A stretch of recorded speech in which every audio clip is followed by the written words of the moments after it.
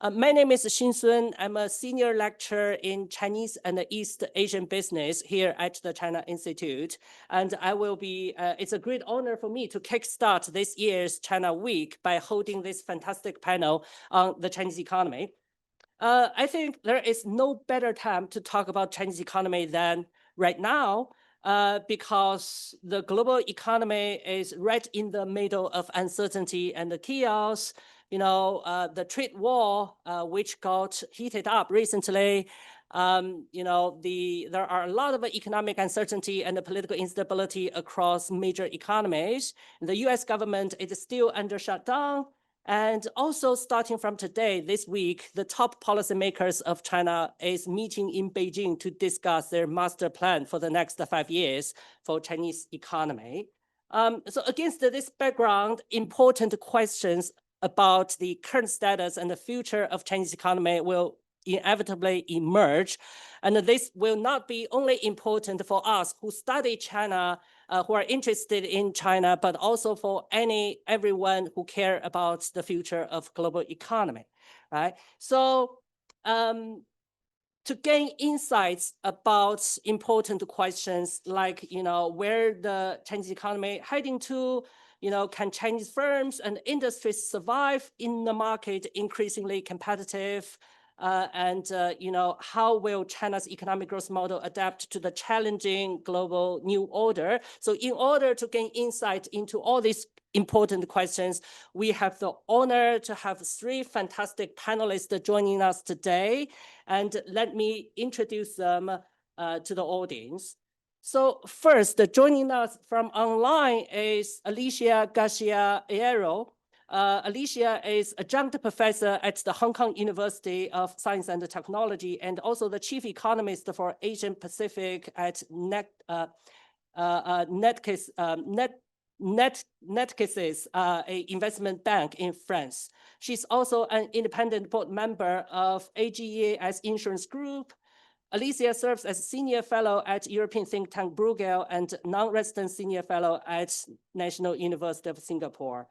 Finally, Alicia is an advisor to multiple organizations and governments, including Spanish government on economic affairs, and a member of advisory board for Berlin-based Merix, a think tank. Now sitting next to me is George Magnus. George is an independent economist and a commentator and research associate at Oxford and SOAS, London. George is a member of China Foresight Forum at LSE Ideas and also an advisory board member of China Observatory, a nonpartisan initiative at the Council on Geostrategy. George was formerly the chief economist and senior economic advisor at UBS for 2 decades, right, since 1990s. And he had also previously worked as chief economist at various financial institutions, including Bank of America and across many countries. George writes and is cited regularly in media outlets such as Financial Times, Bloomberg, and The Spectator, etc., etc. And he is a frequent contributor to UK and international TV and radio programs. And finally, last but not least, sitting at the further end of the table is Markus Herrmann Chen. Markus is co-founder and managing director of China Marco Group, a consulting company based in Switzerland. He is cross-cultural China analyst, consultant, and mediator, engaging in advising corporate and investment sectors on key management and financial issues related to China. Prior to China Marco Group, Markus worked at government affairs director for Bayer Material Science in China and as management consultant with BCG in Shanghai, Hong Kong, and Europe. Moreover, Markus is a strategic advisor for Chinese news media Caixin Global and also various other organizations. And Markus holds law degrees with specialization in public policy and international laws. Okay, so now let me just say a couple of more words about the structure of this panel. We're going to start giving, asking each panelist to provide a overall opening remark, about their own assessment on the Chinese economy, and that will, will be 3 to 5 minutes for each, and then we're going to have a more detailed discussion about critical issues related to long-term and short-term and long-term trends in the Chinese economy. And finally, we will leave about 30 minutes for taking questions from the audience. Okay, so let's start with the opening remarks. Shall we start from Alicia? Thank you so much. So first, thanks so much for the invitation. I'm connecting from Taipei and I lost my voice in an intercontinental flight. So I'm just hoping that you can follow what I'm going to say. It's only 3 minutes and I'm really thankful that I'm the first one because I'm sure it will get harder and harder as we move along. So maybe what I would say about the Chinese economy today is that it is really it's a dual reality. So on the one hand, you still have this, what I call China dragging its feet. Yeah, and whether it's consumption, we just got China's GDP, third quarter GDP. And I would highlight the nearly minus 14% investment in real estate as a warning signal that, the problems that are dragging the economy are still there. And I don't think we see any signal of either rebalancing or moving away, getting through the tunnel of this real estate demise. And that's kind of the negative part of this dual story, which I think is quite structural, to be frank. Deflation, again, we had data last week, very obviously still entrenched deflation, especially CPI is really not improving below zero and for months. So, it is real. And we could talk about why this is the case, but I just have 3 minutes. I leave it for later. But the other part of this duality is probably what makes part of those problems. But the silver lining of those problems is that China is really moving up the ladder. So we've been working on patent data for critical technologies as kind of the key theme to really see whether China is mostly on just quote unquote applied science, but not really. We see China moving up the ladder even in basic science, and I think by now it's fair to say that nobody can deny this. Now that doesn't mean that, we could talk later, how does it compare with the US and so on, but that's not the point. The point for China's duality is that China is really managing not only to create more value added at the highest end, but also to sell it to the rest of the world, as we can certainly see from exports still growing, notwithstanding all of the protectionism, especially from the US, that China needs to deal with. And that is hard if you think about it. Yeah, the fact, of course, China is finding ways, whether it's rerouting, you name it, but still, yeah, being able to export at that rate, over 8% in September, with all of these constraints is pretty amazing. Again, and just to link it here and finish, one of the reasons beyond China's ability to innovate, for China to be able to export so much is the problem I mentioned, is deflation, is the fact that China is competing with prices, clearly, is competing with exchange rate that is still not depreciating, not appreciating other than slightly with the dollar, but certainly not with other trading partners. So you can see that China also uses, and I'm not going to get started with subsidies and other things, but if you just look at pure competitiveness tools, like again, inflation differential, exchange rate, China clearly is pushing to be there, to be at that kind of edge of export growth. And I think the main reason, and I finish, is that China is not only looking to, that for sure, like cutting edge, self-reliance, not being dependent on the US, that is something we know. But I do think China is building increasingly strategic dependencies as a new tool. Why a new tool? Because China can no longer offer its market. Imports are not growing like exports, by no means, for months and months and months, for years already.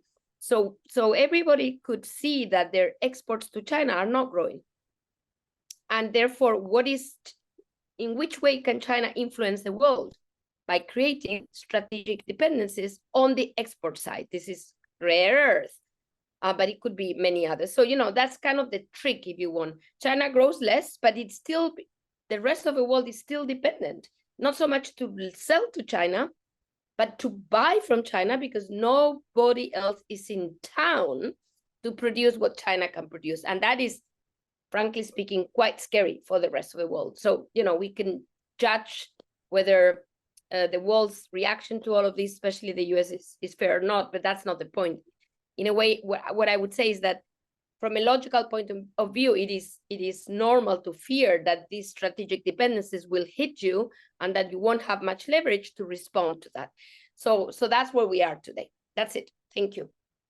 Okay, thank you, Alicia. So the key word from your discussion is a dual reality, which is a quite nuanced understanding of the current status. Now let's move to George. What do you think about the current situation of China? Thank you, Susan. Yeah. Yeah, so, I mean, of the infinite number of things that we could talk about in 3 or 4 minutes, actually, I've chosen just 5 points that I'd like just to make by way of introduction. The first one is that for some time and still, the Chinese government is pursuing unsustainably high GDP growth targets. And I think the consequences of this have been shown or manifest themselves pretty obviously in misallocation of capital, rising debt burden, rising intensity of credit. It needs more and more credit to create just 1 unit of GDP growth. And a growing paradox, actually, between a most modern, dynamic, modern sector. You will know the products, it's climate change manufacturing equipment, it's EVs and batteries, and increasingly in pharma and biomed and AI and so on. But against that, of course, is the 90% of the economy that isn't in that category at all. So this paradox is something which is going to prevail for some time, I think. The second point is that China has almost now exclusively relied on export-led growth, as Alicia was alluding to. The real estate sector is still in a deep hole. Household formation is going to be so low because of demographic change over the next 20 years that probably, according to official international institution estimates, the demand for housing will be about a half during the next 20 years what it was during the last 20. And there is also, of course, a continuing weakness of consumption, which is partly related to the real estate market and falling house prices, but also to changes in the occupational structure of the workforce, which is becoming increasingly gig economy oriented, low wage, low skill. And that's a bit of a problem, obviously, for them too. The third point is the economy is still very stimulus dependent. So we keep on getting this pattern over the last years of the higher growth rates coming about in the early part of the calendar year because of stimulus that was announced and implemented in the back end of the previous year. And we're probably going to see the same again during the course of this year. But of course, that continuous reliance on stimulus is doing kind of medium to long-term damage to the 90% of the economy that isn't the modern sector. And then the final point, or the fourth point, I said I've already mentioned about export-led growth. I should say, of course, that this export-led growth is obviously very reliant, of course, on industrial policy, which I think we're going to talk about during the course of this session. Just note, for example, that China spends more on industrial policy than any country in the world on defense, and that this, in turn, I think, I'm probably pretty confident in saying, has a much more dramatic impact on the pattern of world trade than Trump's tariffs. And the last point is, as you know, and as we heard from our moderator at the beginning, this is an important policy week for China. One of the main things that will be approved by the Central Committee will be the outline of the 15th five-year plan, which will be released next National People's Congress in March. Three background factors behind that. One is an increasingly pessimistic view in Beijing about what they regard as American and Western intentions, which reinforces their determination to win what they call the Fourth Industrial Revolution. The second is an increasing sensitivity to domestic economic risks, some of which I mentioned, many of which we may come across during the course of the session. And the third is the growing centralization and power of political authority, which is sort of a little bit like the appetite is in the eating. So the more power you get, the more impact you want to have on the economy. And of course, I think this is already having rest of world impact in terms of a backlash against Chinese trade policies. And I think this is going to be a feature for the next decade. Thank you so much, George. So I pick up several important topics we're going to return to in greater details in the next session. Markus? Great, excellent. So thank you, Dr. Swin, for having me, and great to be here with Alicia and George. I'll give you my keyword up front. My keyword is stability plus, and I would also frame the current state of Chinese economy still in the context of post-COVID economic recovery. We can discuss why this is dragging so long.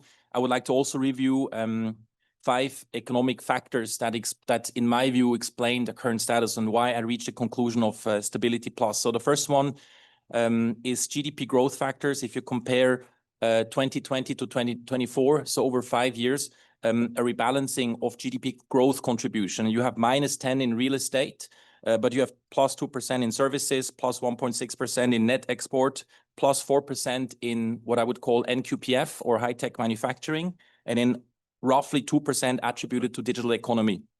NQPF is not official statistical category yet by the National Bureau of Statistics of China, but you can approximate it through high-tech manufacturing and the total share of industrial value added.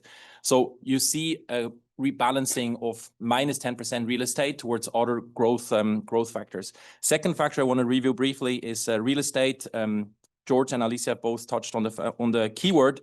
I think the trend we're seeing now is a stabilization of the negative trend. And we're also seeing the beginning of the consumption of the property stock, that it's starting to consume the excess capacity in real estate. Third factor I want to mention is debt swap on local government level. I think this was a measure decided in Q4 2024. And I think we now start to see the impact of that. The debt swap allows local government to borrow cheaper money and pay back the more expensive money now, and frees up gradually some fiscal space that can be reallocated to, for instance, affordable housing. Fourth factor, domestic demand or household consumption. I think that the latest data is negative, but if you look at it in aggregate since post-COVID economic recovery, I think that's the analytical lens we should use. So starting from 2023, we see a recovery. The only consistently negative factor, and that's also something both my colleagues have touched on, is the PPI, the producer price index, and that stays consistently negative, which just shows that companies are not making money, which is related to the overcapacity and involution issue that I hope we can discuss more. I think there's also clear structural levers that you need to pull in order to address this issue. And then finally, just on an aggregate view, unemployment rate has come down slightly. So if you want to look at it from a trend perspective, it's getting more positive. Not on the youth unemployment level, that's still negative. It's even slightly more negative now. So I would say, if you take in aggregate all these factors together, I reached the conclusion of stability plus.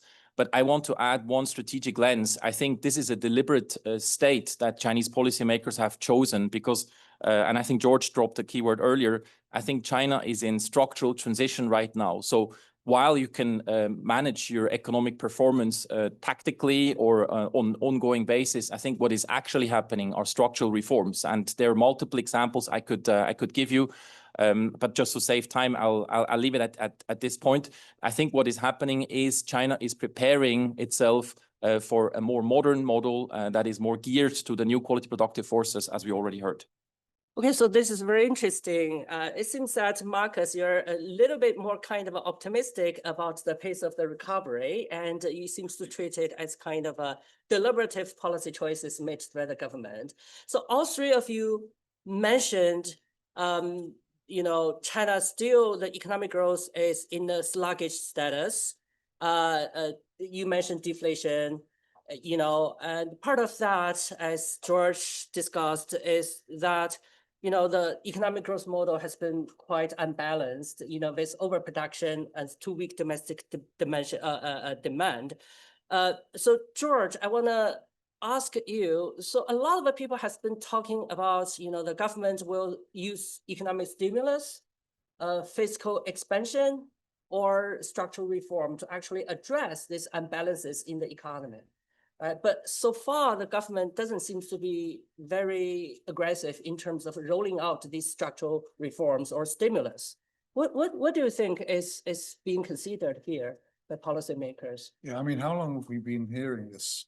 It gets a little bit tiresome sometimes when the argument is chosen, well, you know, there's going to be structural reform and they can't go on like this. I mean, the problem is, it's not that, in my opinion, that Chinese policymakers are not aware of many of the things that we've been talking about, but you cannot translate that political awareness into political will to actually do something about it. And I think this is the problem with the whole so-called rebalancing of China's economy, that not just Western economists, but many Chinese economists actually have been quite bold in talking about on social media channels in China for as long as some of their comments are allowed to stay up. And I think the issue here is about, you know, that China's, the rebalancing isn't a question of tweaking and making incremental changes to this and that, and you do this for 6 months and you subsidies for, you know, cash for new products, you know, you swap in your old products. This is one of the things that they've done, or you know, diminutive kind of increases in people's pensions and childcare allowances and so on. These things are all helpful tweaks to do for individuals, of course, but they won't really have a dramatic or meaningful impact on the economy. And the problem is, as I said, not that they're not aware about what they need to do, but that it's politically difficult for China, for Leninists to make that transition. And I think, you know, we should never forget about, I mean, we shouldn't forget in our own country or in the United States or anywhere else about the politics that lies behind the economy. But in China, it's as important as it is probably anywhere in the world. And, you know, Leninists are not really in favor of welfare as we understand it. They're not really in favor of economic reform as we would advocate, and as many Chinese economists would advocate. And so the whole emphasis on production and supply and what they call supply side reform is really about producing more and thinking or believing that the trickle down effects of having more and more production will affect everybody. Now, I think that's a flawed way of looking at it, and I don't think the rebalancing is going to happen under this government, to be honest. Okay, thank you. Even though that sounds a lot, you know, sounds like a little bit pessimistic and disappointing, especially for many of people who have invested in the Chinese equity market. That's something else. That's a different matter indeed. But all of you also highlighted the importance of external market to economic growth in China nowadays. You know, as recently, China increasingly relied on exporting manufacturing goods and services to other countries. And obviously, this is being affected very deeply by, you know, what happened between China and its neighbor across the Pacific, the United States, right? So the trade war is still ongoing. So I want to ask, maybe this is a question to Markus.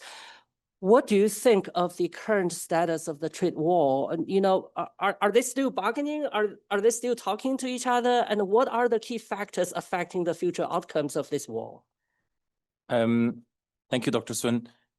Just on two keywords from George, and hope we can debate them maybe later on. I think on reforms, I think there's just so much bandwidth you can have for reforms, and I will make an argument in the context of this US-China question to show that I think China is actually accelerating reforms.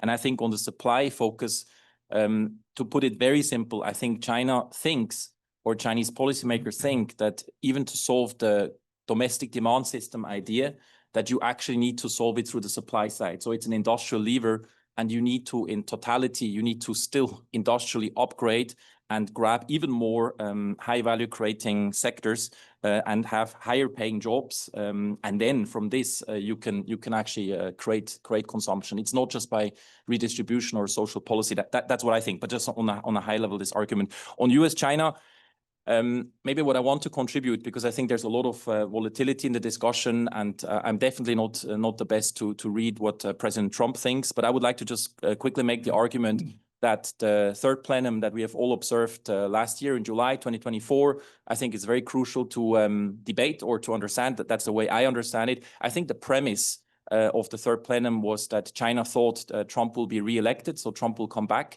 And the third plenum decided massive reforms and accelerated them on at least 3 levels. The first one is a socialist market economy. So I think equal treatment of foreign capital under the newly clarified conditionalities. That's what I think.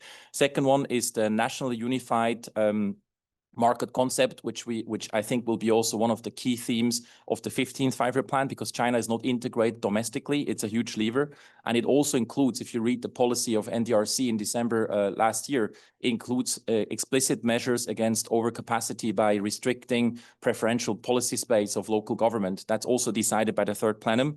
And then also, I think the third plenum decided a kind of a reconciliation between Chinese private entrepreneurs and the party and the government under the new normative framework of the dual circulation. I think that's one layer of reforms. The second one, and sometimes it seems counterintuitive, but I think it's real, is China's opening up inbound, but also outbound across type of goods. So goods, services, data. There's a liberalization of data, visa. I also visa-free schemes.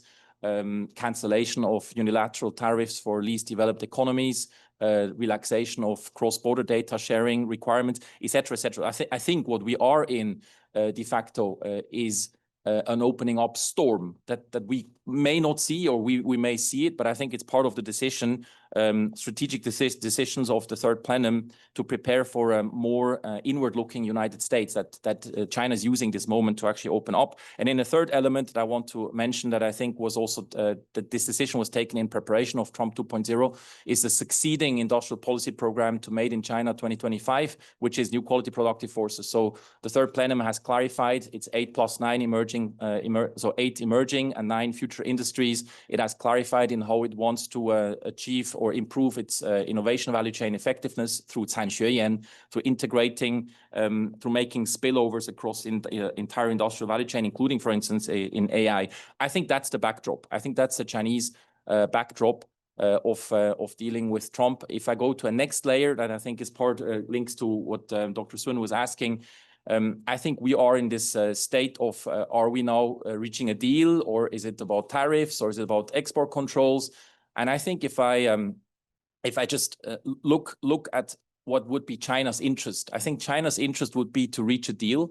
And I think it would be in China's interest not to overuse export controls in a manner that is as it is being seen now, I think widely in Europe, is coercive. If you review the main export control decisions, it came from germanium, gallium, and then came to graphite, and then rare earth.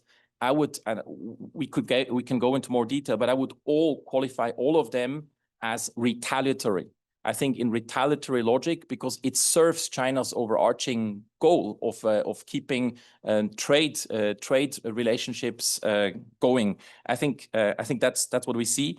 But if you look at the new types of export controls that China is using, I would argue there's 3 new types that is being used in China's export control practice. The first one is to actually use what we would see as a choke point. So I think it's a reality. So the question is, in a specific moment, why does China use it, and how restrained is China, and how fast does it actually give the licenses to the companies so that the negative impact is not overly large? Second one is trade management. Very interesting new practice of export control. It has just been decided a few weeks ago to use it in NEVs, because China thinks that NEV exports from China are creating an unorderly and not healthy development of the sector.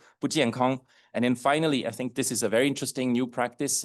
There are multiple examples now that we see, is actually China starting to decouple proactively, where it thinks it is working on a future industry. Give you two examples: quantum cryptography and gene technology, where you see China is actually decoupling from its own from its own side. And then the final point I would make, I think there's a big question of whether President Trump is assessing his own leverage in the correct way versus how China sees its own leverage. I would say that China thinks with this activation of what we see as a choke point, it has the ability to immediately create impacts that then brings the US again to the table. We will now see next weekend, they will meet in Kuala Lumpur in Malaysia. So I think signals are still there that we are towards going towards a deal, and I think it would be the best in the interest of global trade. Yeah.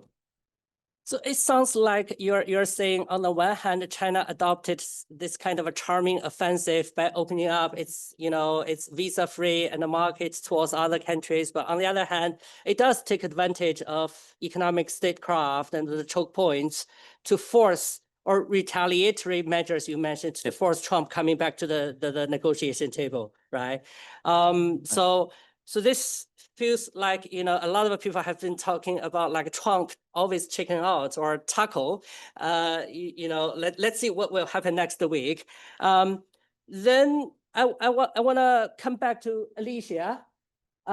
So a quite important issue George just mentioned about Chinese politicians and the political policymakers reform is, they talked a lot about so-called supply side reform. And particularly this year, the government rolled out this major policy called anti-involution campaign, or in Chinese, 反内卷. And that has covered many sectors like retailing, like, food delivery and manufacturing. George just now seemed to suggest that, the so-called supply side reform is mainly about step up investment in the supply side, building more investment. But on the other hand, a lot of government discourses suggest that this is to control, ultra intensive, unhealthy competition. This is to boost the profitability and reduce production. What do you think? Well, I'll answer the question, but I also want to make a general point that I don't quite think China is opening up. I'm hearing what is being said, and I don't see that. I'll explain why. Or maybe I would put it differently. China is maybe targeting, conducting very targeted opening up, but it's not opening up overall. But before that, let me go to involution. I think what China is trying to do is squaring the circle, but it's hard to square the circle. Yeah, so China is trying to basically reduce the number of competitors on the one hand through mergers, acquisitions, or regulations on pricing. We have, a lot of different ways, but all of them basically without what is needed to increase the markup. We did some analysis, sectoral analysis on the rapid fall in markup in China, which, by the way, is not about demand. So the actual revenue remains rather stable, but the problem is that the margin continues to fall. So it is indeed irrational. So I think the diagnosis is correct.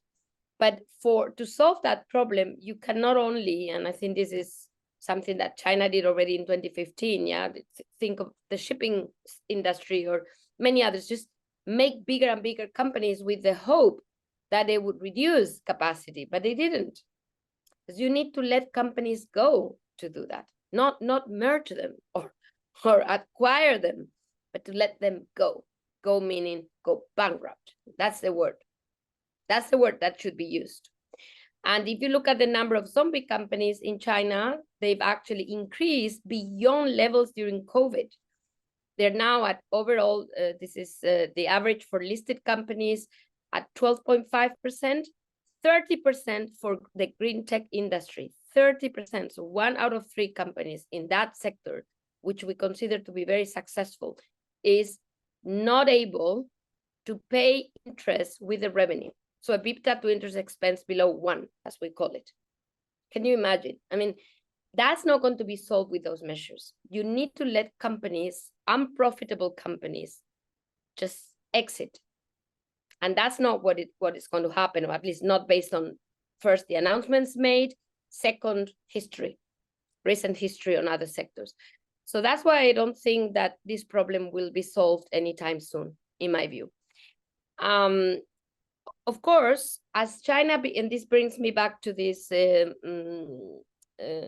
basically critical dependencies, if China were to be able to dominate a certain sector, think about the very obvious one, solar panels, to the point that it could increase prices across the board, or at least in the export market, to avoid this markup being more and more, actually it's not negative, obviously, lower and lower.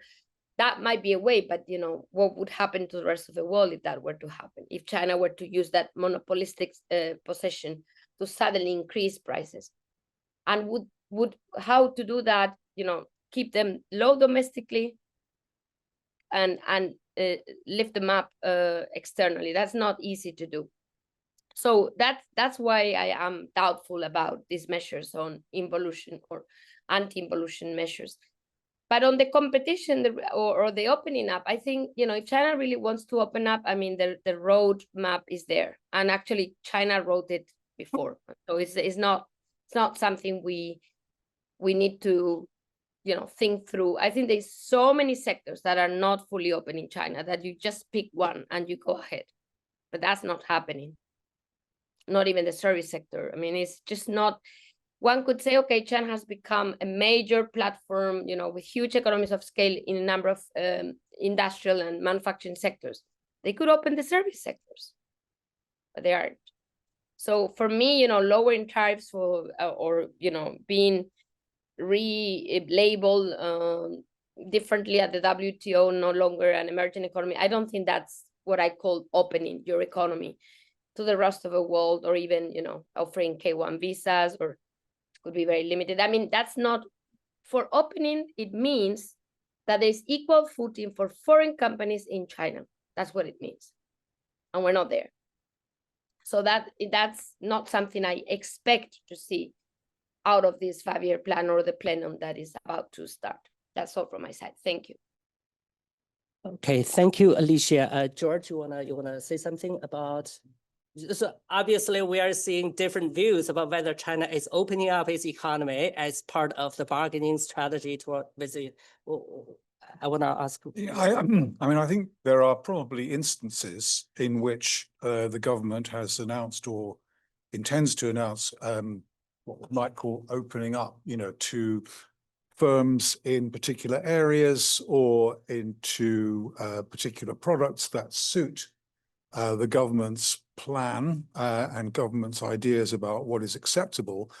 The idea that we are doing a sort of a reform and opening up 2.0, I think, as Alicia alluded to, I think is just delusional, really. It's just, there's no evidence that it's happening.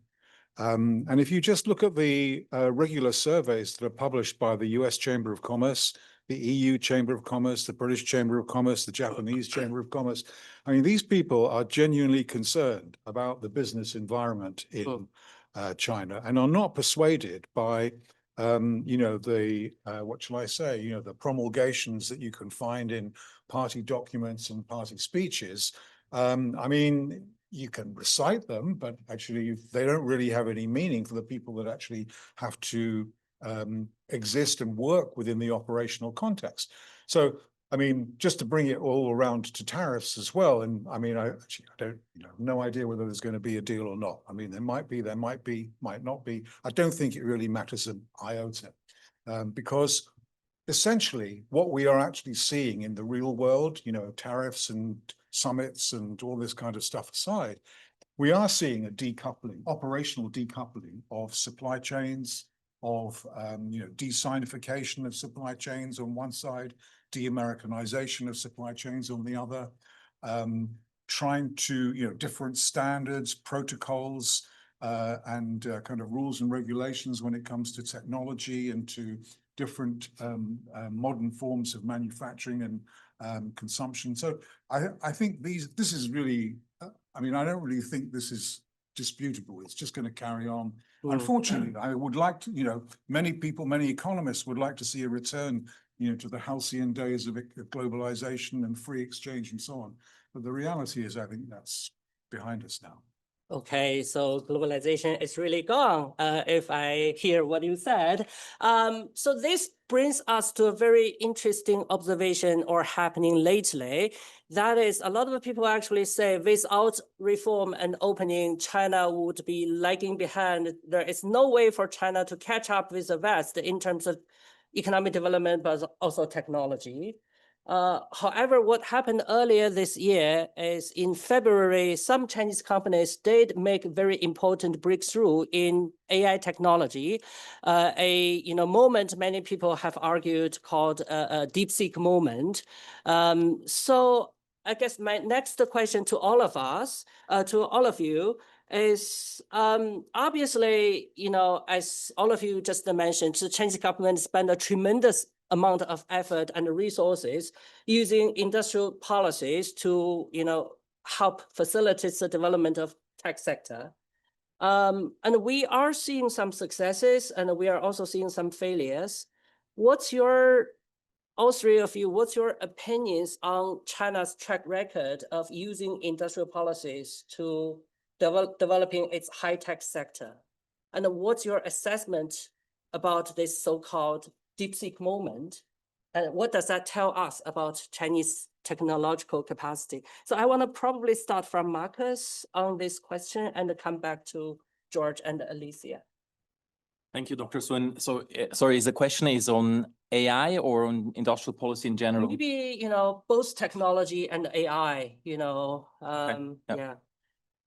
Yeah, I think a big deal happened in December last year when the NDRC restricted its Article 8 in the National Unified Market Policy, when it restricted the preferential policy space of local governments, and they are the main implementers of industrial policy, and to follow the so-called Hongxian, the red line by the central government, because in the new industrial policy framework that succeeds Made in China 2025, it doesn't want random local governments to compete on the exact same future or emerging industries, and wasting a lot of resources and then fragmenting the capacity.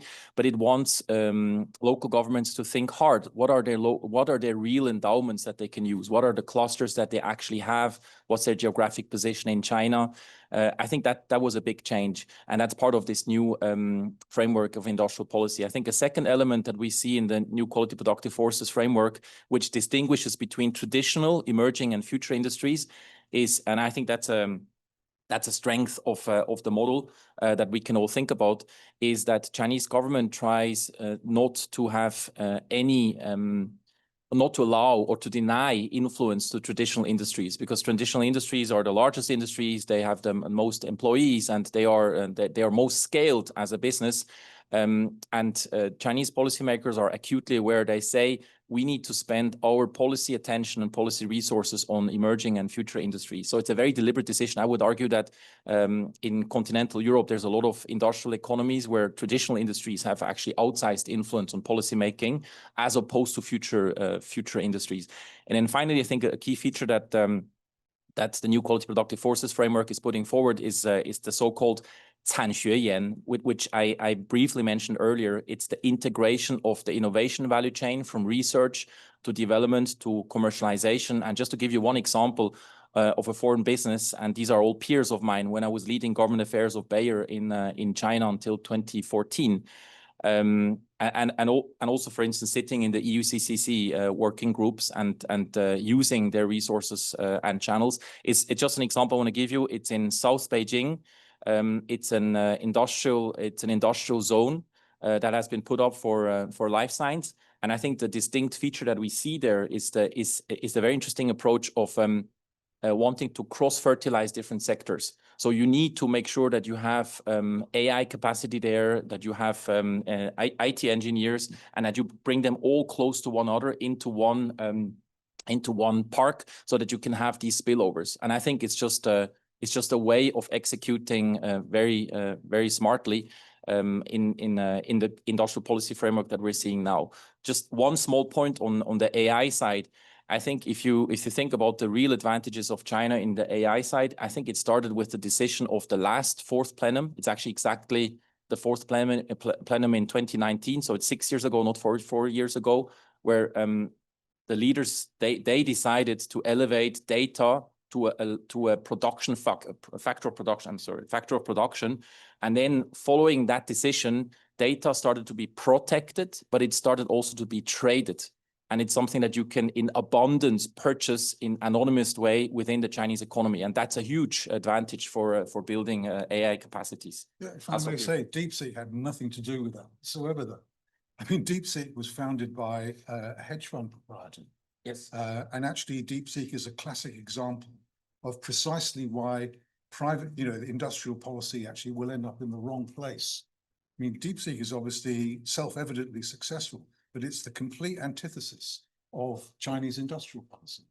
So I don't really buy that there's any connection between what the government was trying to do in all these kind of reorganizations and documents and so on that you cited. I mean, DeepSeek was, it's a very special company. It was a very, very talented founder. But I don't think it had anything to do with Chinese industrial policy. Mike?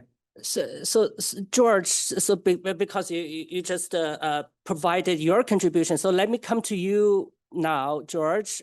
So if we say DeepSeek is indeed a very unique kind of a company, starting, as you mentioned, from a hedge fund and trading in the market, and so basically, a lot of people didn't know its existence before, this December or last December or February. But people can also argue there are so large other sectors related to AI, for example, like, humanoid robots, and also semiconductor parts, and also AI-related sectors that are indeed have benefited from industrial policies. Yeah. And many of these sectors seems to be making a big fuss in the market right now. So Yeah, what's your... and I'm not trying to, I don't want to kind of say that industrial policy has failed or is failing. I mean, there are clearly numerous examples in which the expenditure of, huge sums of GDP have actually had very, very beneficial results. I mean, obviously the electric vehicle and battery industry is one that everybody is very familiar with. There are 150 firms. There were about 400, 500 firms about 4 or 5 years ago. It's been whittled down to about 150, but only about 7 actually make money. So, there is incredible success in terms of industrial policy, and China has demonstrated beyond any doubt that it can innovate in ways which a lot of people have kind of poo-pooed and said, they're just, copy and paste. So that's clearly not true. So I don't want to kind of diminish in any way, shape or form, really, the impact that Chinese manufacturing and innovation has had in those specific areas where it is good. On the domestic economy, or indeed in terms of access to products by other countries and other firms. But I just want to very quickly, just kind of highlight the fact that just because you have a very dynamic modern sector with world-class brands doesn't mean that you've solved the big macroeconomic problems of your time. So I mention this all the time, and others do too, about Japan about 40 years ago.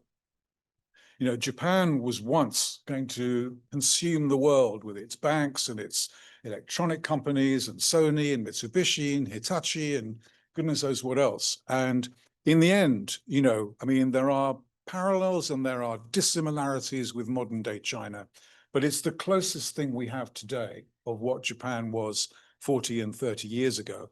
And the size of the modern sector is the key, right? Because even in America, it's no bigger than about, 10 or 12% of GDP. So for all the kind of plaudits that the big 7 companies get, big 7 tech companies, it doesn't really solve the problems of inequality, it doesn't really solve the problems of low quality jobs, it doesn't solve the problem of debt. I mean, none of these big macroeconomics problems get resolved by having world-class brands and leading technologies. And I don't think it's going to work in China's case either. But this dichotomy, or this duopoly, if you want to put it this way, between on the one hand, a very modern sector, and on the other hand, a very kind of languishing macroeconomic problem with very, very low productivity. These things can coexist for quite some time. But eventually, of course, there has to be closure. Okay. So let me direct this question to Alicia about technology upgrading and AI. What's your view? Do you think so?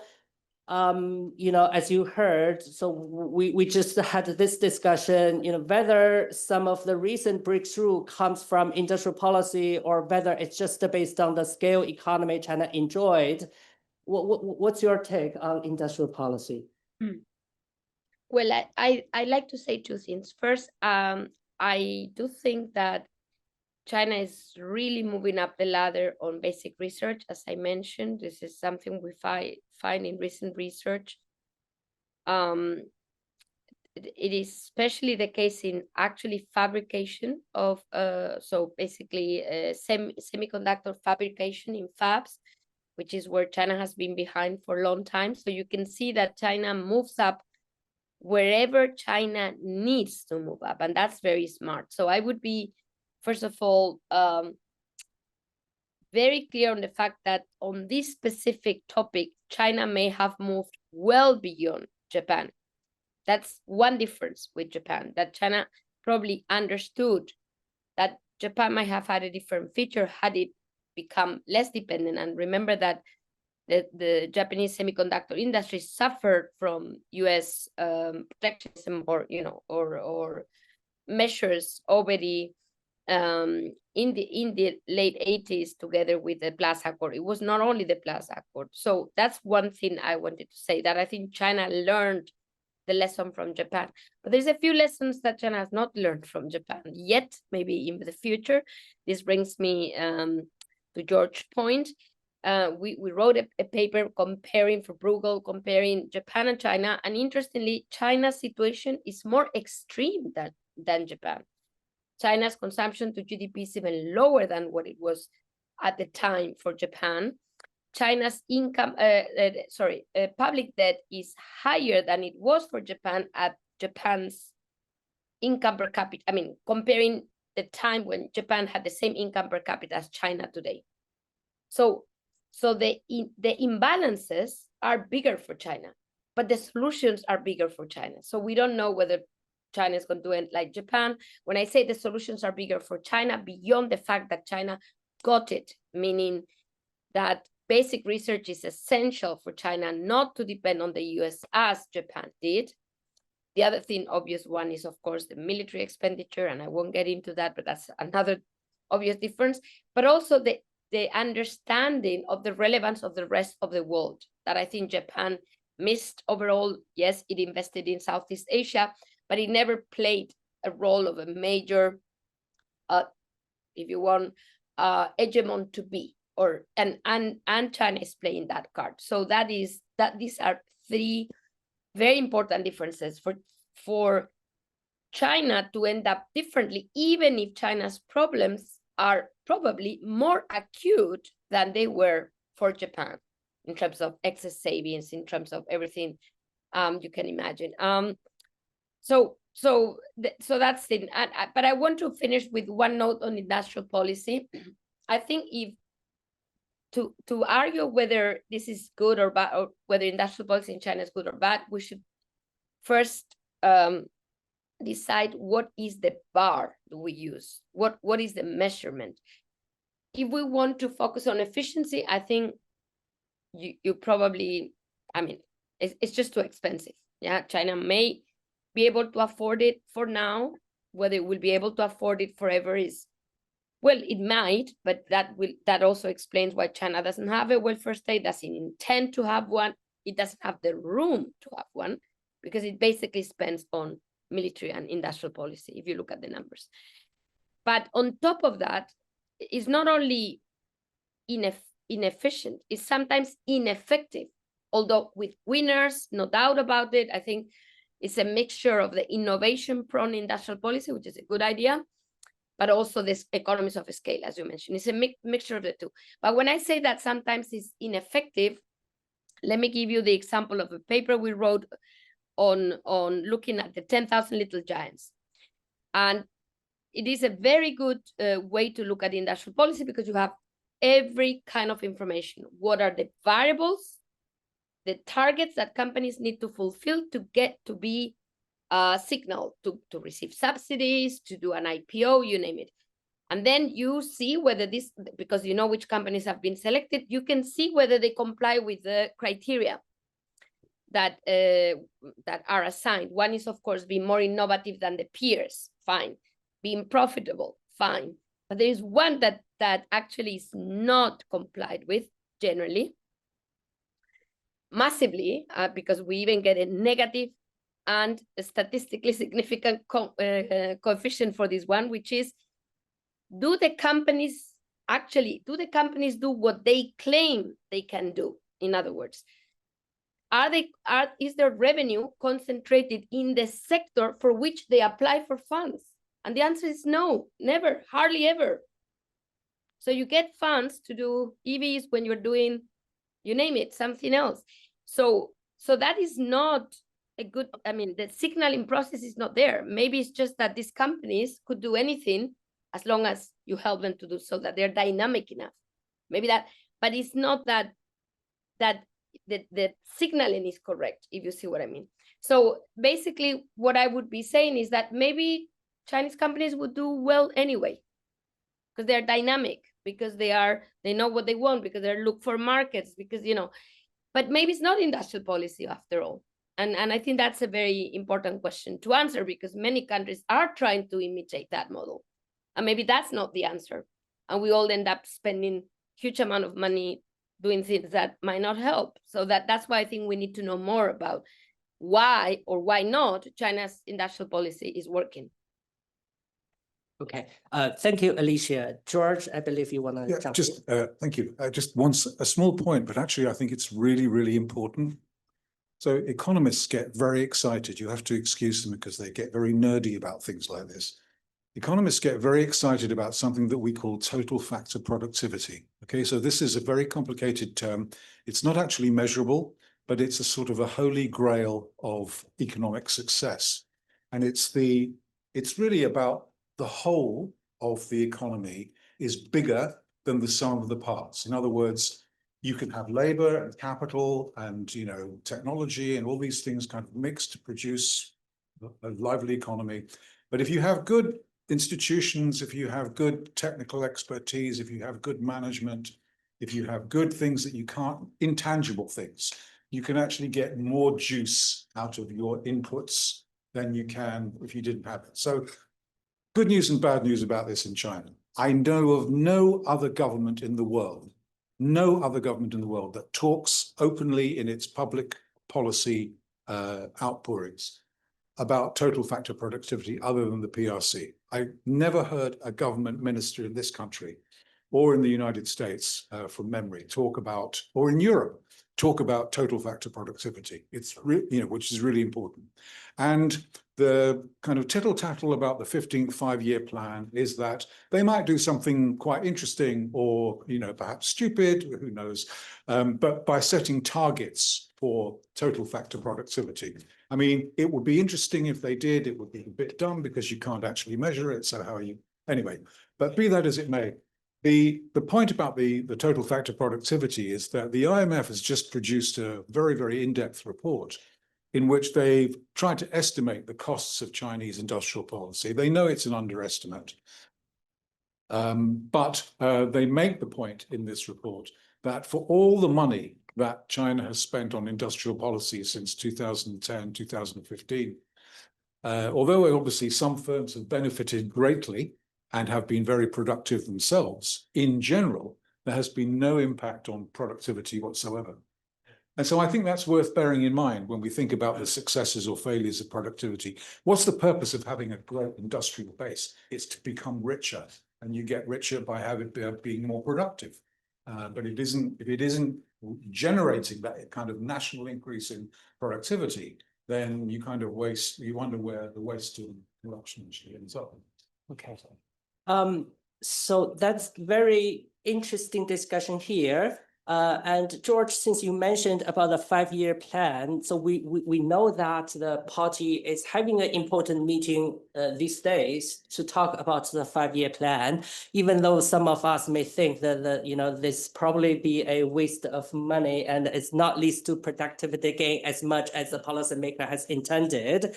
But if we look ahead, thinking about, the economic policy making in China has been moving forward very rapidly and collecting a lot of resources and mobilizing them into, economic development and technological catch up.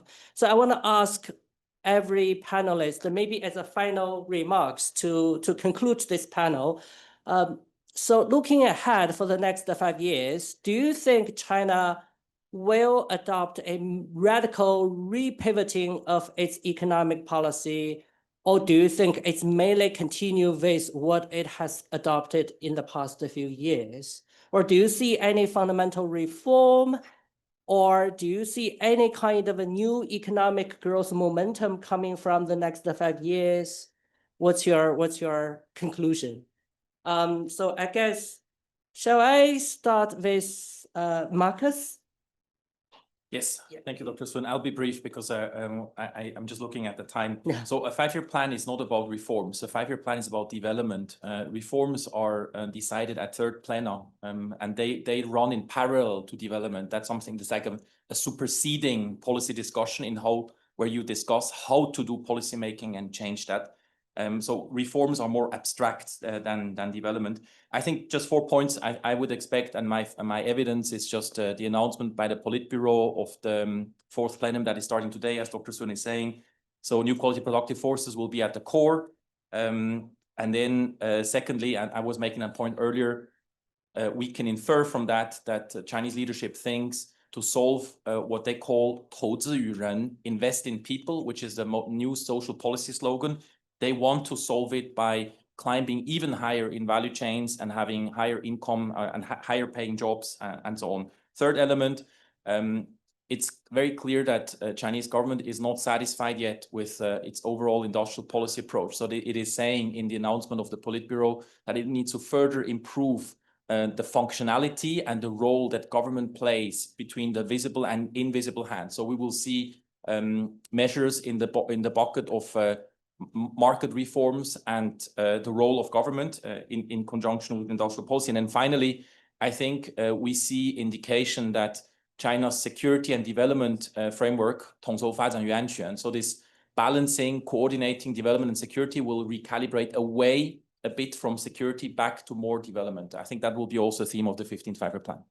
Okay, thank you, Markus. Maybe next I'll come to Alicia. Looking ahead, do you see more continuity? Do you see any momentum for reform? And what will be the sectors or, the areas you feel like, will gaining more momentum? Well, I quite agree with Markus that it's all about new production forces, but we need to remind the audience that they're not new, that China has been doing this for a while already. It was new at the time of China needing to move away from the real estate sector. 2021 is the collapse of Evergrande. So since then, China has been doing this, has been investing massively in manufacturing, in creating additional industrial capacity beyond what is needed in a way, or at least that is what the data shows. Otherwise, we would not be having this protracted negative producer prices. So China is going to double down on the current strategy. And this means that basically, and I think Markus said it very clearly, I mean, the definition of focusing on people is doing more supply chain upgrade. But, for at least for many Europeans, that's not focusing on people. Yeah, focusing on people is welfare state, reduce the number of hours working. I'm not saying that that's good or bad, but the point is even the understanding of focusing on people is very different. And that says it all. I think China is going to continue to do what, by the way, seems to have been very successful. If you look at the numbers, China is unscattered by Trump's tariffs so far. China is going to manage to grow 5% as announced. It's unbelievable. So it is very hard, and I get it. I would be on the same boat as Chinese officials to change something that seems to be working.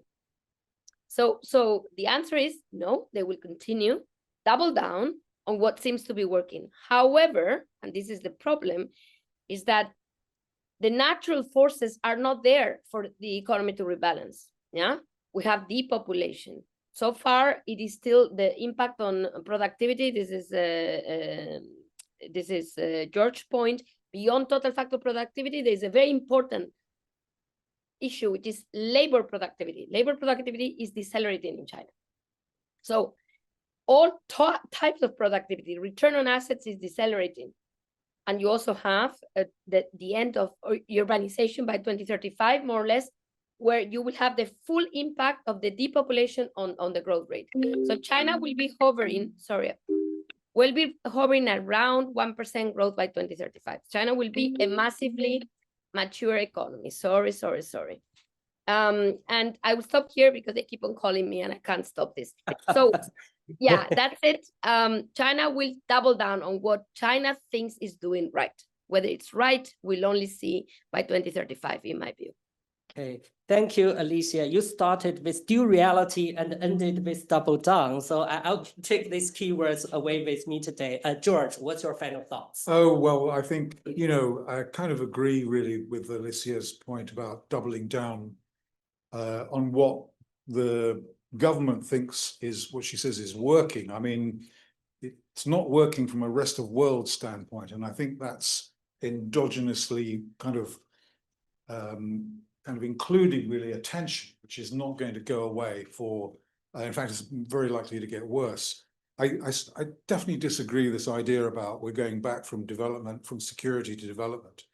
The 13th five-year plan was all about the domestic economy and particular sectors. The 14th five-year plan saw a not so subtle shift towards national strategy. Remember, this was being talked about sort of during the Trump administration, first Trump administration.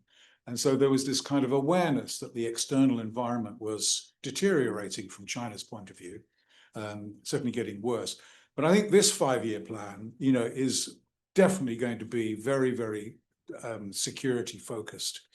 And I think the doubling down on industrial policy is going to be a key feature.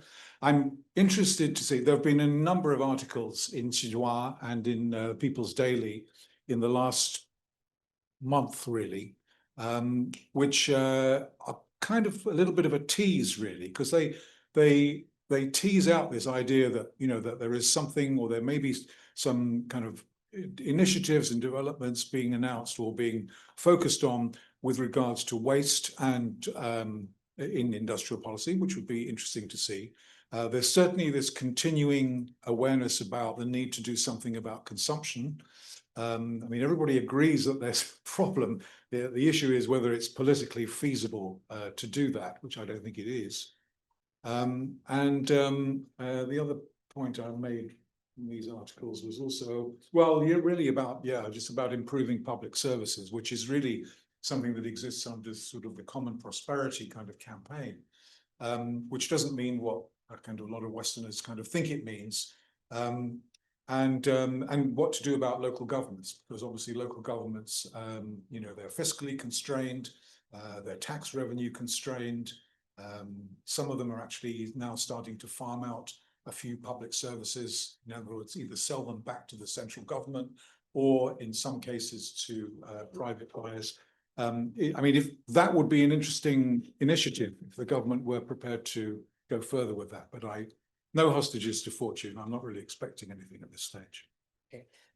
Thank you, George. So finally, let's open up to the audience. Please let the panelists know your questions.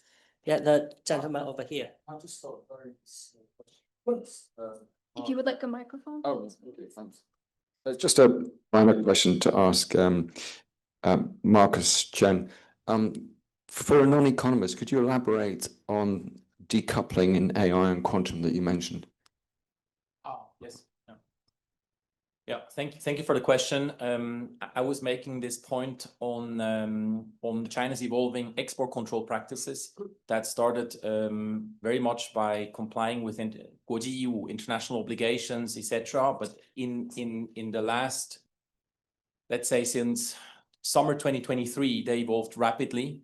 And I was making the earlier point that we see three new types, and one being that China's willing to use a choke point to create leverage. And we can debate whether it's symmetric, asymmetric, whether it's actually narrow or not narrow, whether it's a ban or it's not a ban. I think it's retaliatory, it's narrow, and it's not a ban.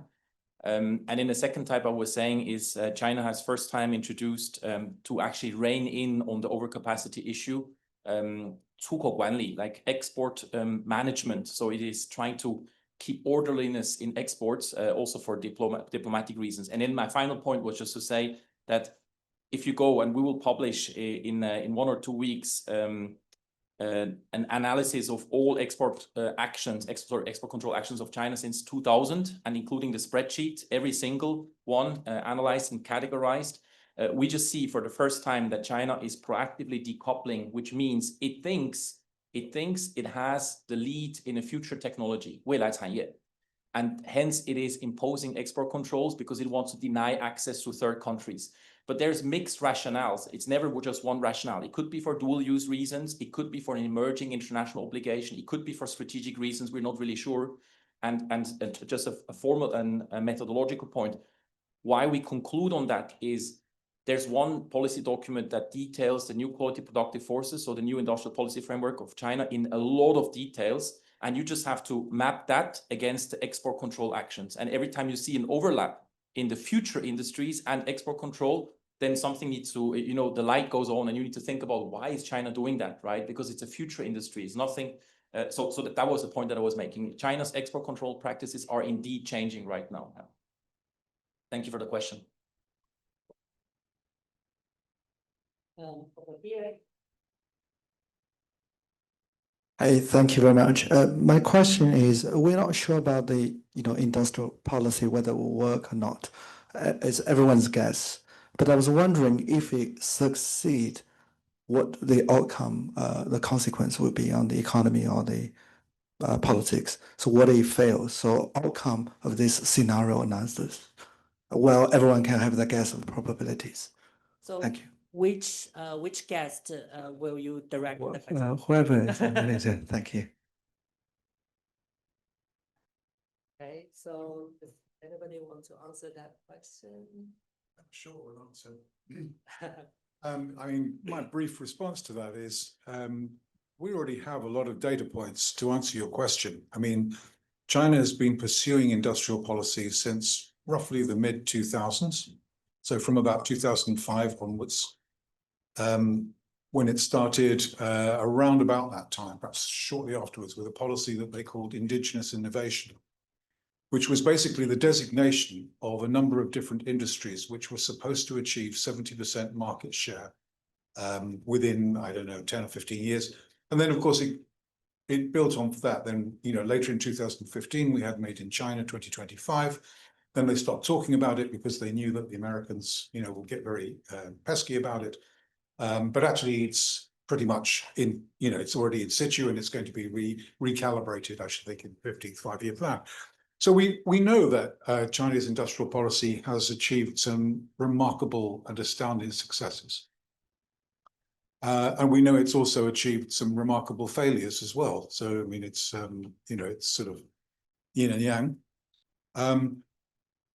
In direct answer to your question, what is the impact of, further Chinese industrial policy development over the next, 5 or 10 years?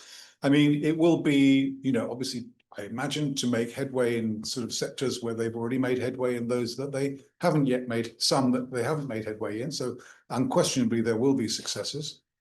But from a domestic point of view, I don't think it's enough for reasons that I've kind of explored already.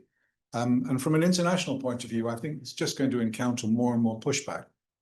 There was a study that came out last year, which not estimated, but logged export restrictions or defense measures by about 60 countries, not just the usual suspects, by the way, but 60 countries, including emerging countries like Brazil, Indonesia, Vietnam, Mexico, Turkey, etc., against Chinese steel, Chinese EVs, low-value products, textiles.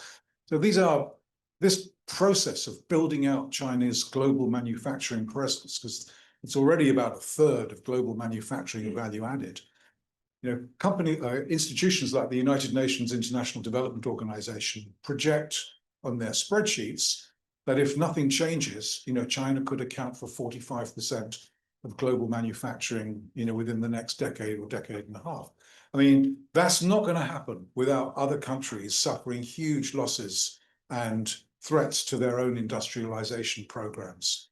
So I think that for the reasons that I already mentioned, the consequences of China sticking to this program, uncowed, as it were, is that it's just going to get a lot of people's backs up, and there will be more and more pushback against Chinese exports.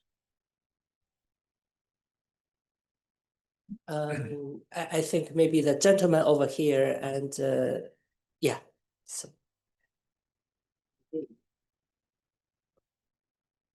Thank you. Can anyone on the panel please comment on the economic relationship between China and Russia? Last year, Russia was China's third largest trading partner, behind the US and just behind Hong Kong. And Chinese exports to and imports from Russia have been booming over these last 3 or 4 years. And in Russia itself, traveling around Russia, Chinese workers are visible everywhere. I mean, officially, I believe the number is around 3 million. Chinese factories are very visible as well across all of Russia. And it seems to be perhaps either a long-term or structural phenomenon, or perhaps it's a purely temporary and maybe sanctions-driven phenomenon. But something is going on, and I don't think the West is fully perhaps either understanding of it or appreciative of it, perhaps just sort of brushing it under the carpet even. But having traveled across China, there are about 100,000 Russian-owned registered businesses, although that does include Hong Kong. In the banking sector, particularly the smaller banks, regional banks, they're doing a lot of business with Russia. So, I mean, I would just like perhaps some comments from anybody that feels qualified that they can perhaps have a word or two on this. Thank you. May I say something? Yeah, Alicia. So first of all, I really like this question because, as you said, we tend to forget this in Europe, and I think it's very important for Europe. I wrote a paper, again, going back to, I think George said it very, very clearly. We economists, nerdy economists, keep on writing papers, but this paper that I wrote in 2016 rings the bell now, because by 2016, we found already a lot of trade diversion away from Europe into China for Russia's trade. So it's not new, it's not sanctions. This is the so-called, Asian pivot. I think if I'm not mistaken, it was Medvedev already who said that, and it is real. And of course, sanctions only accelerated that trend, but it's been a long-term trend that in a way makes sense, certainly for China, because these economies are very complementary in terms of China's access to, including other critical raw materials beyond rare earths, and this is something that China can obtain out of this relation beyond oil and gas. But you said Hong Kong, I think you said the second largest trading partner. Well, bear in mind that a lot of what happens in Hong Kong relates to Russia. So believe it or not, the largest export item for Hong Kong is semiconductors, 40% of exports, and 80% go to Russia. 80, okay, indirectly, because you need to check how much goes to China, and part of that is a study actually looking at component by component, then it goes back to Russia, but a lot goes directly through Hong Kong to Russia. So that's an example of, that you would probably have to add a little bit more if you were to consider Hong Kong just a bypassing tool for some of the exports. These are not Chinese semiconductors, these are foreign semiconductors, obviously, going through Hong Kong into Russia. So on that note, I think this is going to continue, and the West and certainly Europe should take good note of this symbiotic relation and what it means for us. Thank you. Just two sentences, sorry. The 20th Party Congress defined that China's future development success will hinge on whether it can align its common interest with developing countries. I would say since October 2022, the strategy is to focus on developing countries and everything else is tactical. Of course, it's important, but it's tactical.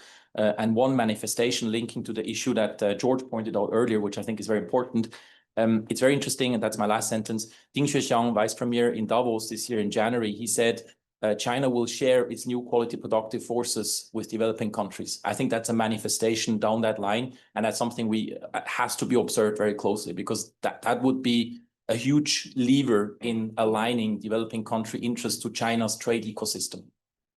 So Markus, your point is that it's not just about Russia specifically, but rather it's an alignment strategy adopted by the Chinese government broadly among developing countries. I think it goes back to very fundamental judgments like the one that George was mentioning earlier, that in 2016, when Brexit and Trump 1.0 happened, Chinese leaders said, oh, change is unseen in a century, like this type of fundamental judgment. And I think the 20th Party Congress in October 2022 said, the future development hinges on 共同利益, the common interest with developing countries. And I think that's the strategy. Everything else, of course, consumer goods selling to the US market is very crucial, but I don't think it's strategic anymore. Okay, thank you. Other questions? Yeah, thank you for your insights here. Oh, okay. Just a very brief question as a follow-up to what George mentioned. Do you think is it possible for contemporary China to become less stimulus dependent, or is the stimulus an inherent part of China's economy, you think? Possible for it to become? Yeah, less stimulus dependent, its economy, you think?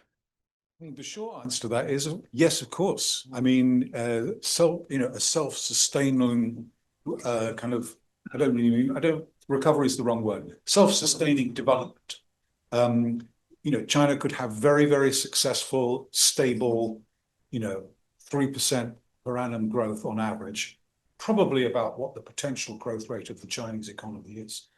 Probably no more than that.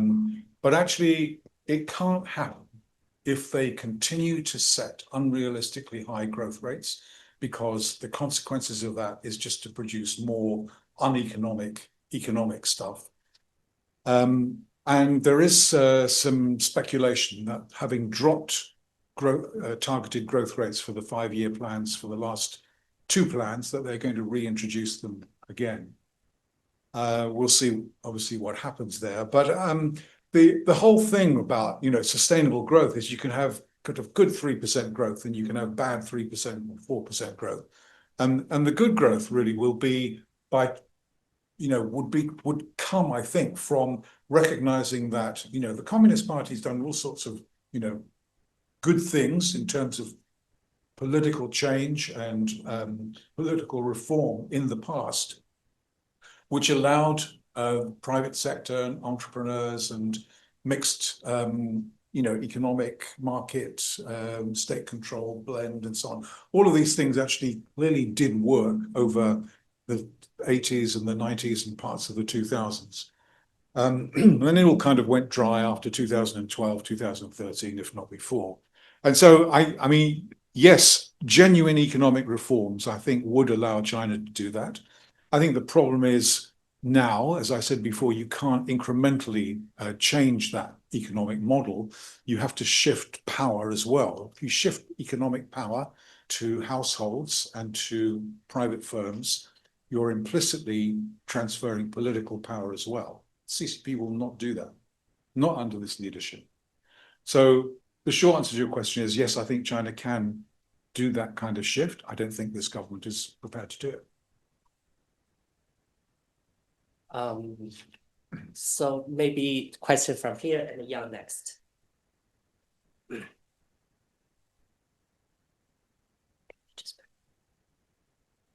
Thanks.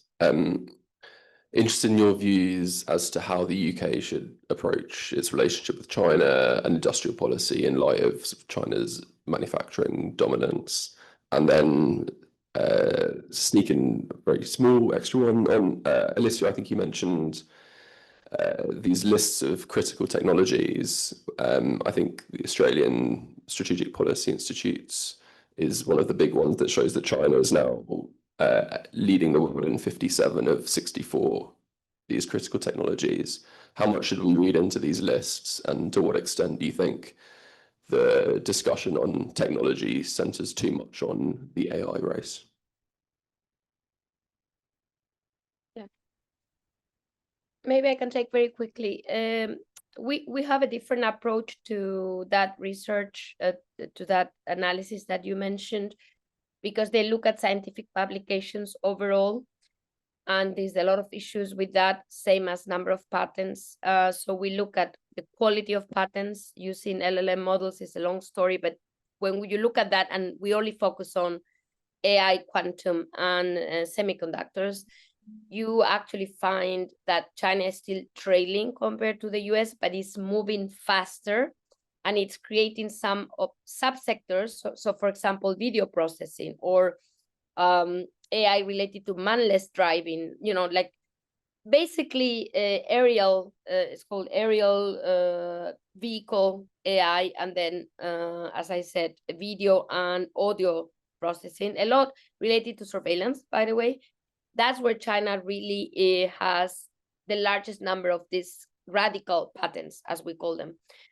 In quantum, interestingly, but it is true, because I was checking while Markus was speaking, that actually in quantum lithography, they're doing very well compared to other type of quantum subsectors. For example, they're slightly behind Europe, even in photonics. And guess what? We have all of this scientific cooperation on photonics, even in Spain, for that matter, as I can tell you. So, China probably knows better than us where we have some leeway. And that's where, so we should emulate that, if you ask me. We should know where China is doing well and go there and ask for that.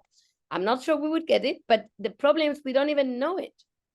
So, it is upon us to get smarter on this field, in my view. And by the way, our European Union numbers don't include the UK, so I can't talk about the UK. But just to say that I think, knowing what others are good at is the beginning, of any ability to do right scientific cooperation. The right scientific cooperation. I think we are very blind on that, and that in a way is, I would say, is the whole story, but it's part of the story. So I would say for us, the US still overall is ahead, but China is going faster. That's basically what we find in all of these three technologies, for what it's worth. That is what I can share. I'm glad that Alicia mentioned that, because I think there's quite a lot of hype about that ASPI report. It has some good stuff in it, but it is a bit overhyped. Apropos of which, if you like listening to podcasts, there's a podcast put out by an organization called China Talk. And there's one with two genuine experts. One is by a guy called Chris Miller, who wrote the book Chip Wars. If you've read that, it's just an excellent read. And the other is by a chap called Chris Maguire, who used to be head of technology at the National Security Agency in Washington. If you find that podcast, Chris Maguire and Chris Miller, these guys put the whole kind of tech issue and tech discussion into a really, really good context. But as the representative Brit on this panel, I smiled at your question for obvious reasons, to do with the news flow in this country over the last week or two. The Treasury has this view, in my judgment, that we need to keep China close to us because it's essential to our growth agenda. And I think that's just, how shall I be polite? I just don't think it has very much substance, actually. China is our sort of fifth biggest export market, but it's like quite a small proportion of our exports.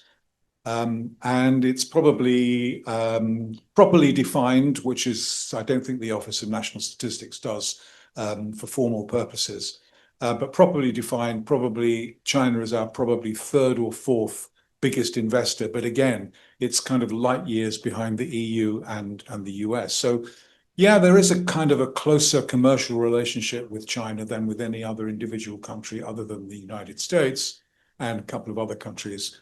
But the long-awaited China audit policy, which was supposed to declare, you know, how we were going to develop our relationship with China commercially and in a kind of a security context. I mean, nothing was really said about it when it was announced to Parliament, because they just said it's all classified.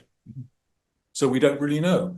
And certainly all the stuff that you can read about in the press at the moment basically would tell you that that the Treasury and the Foreign Office, you know, maybe are you know, wanting to kind of stay quite close and warm to China, but we don't really have a policy as to what our approach should be.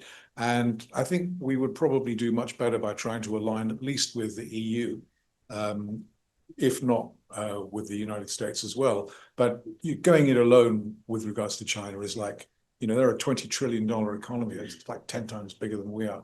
So we have almost no leverage whatsoever.